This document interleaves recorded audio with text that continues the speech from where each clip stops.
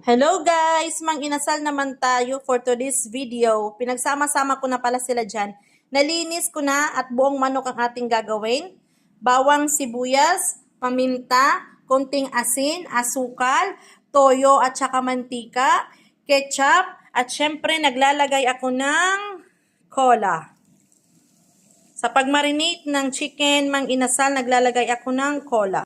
Mix lang natin silang lahat para manuot ang timpla doon sa ating chicken.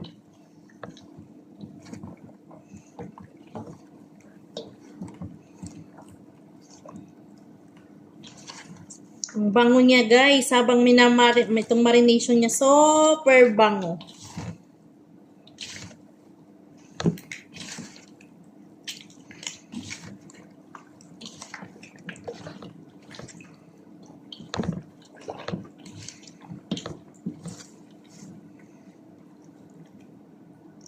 Dalawang buong manok ang gagawin natin.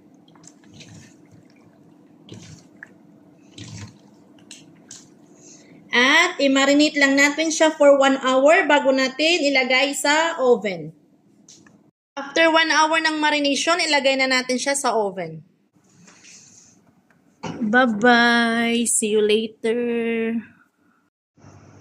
At para maging lasang barbecue talaga ang ating mang-inasal, nag-ano ako ng faham or uling. Pabagahin lang natin siya. Check natin ang ating mang-inasal. Lagyan natin ng sauce sa ibabaw niya para mas maging malasa. Aapoyan na natin sa itaas. At malapit na yan sa katotohanan. Lagyan natin ng space.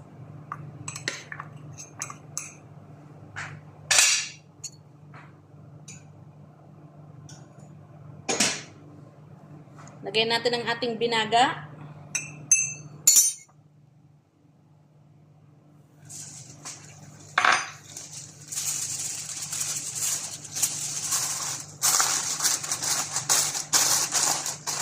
Sobrang bango.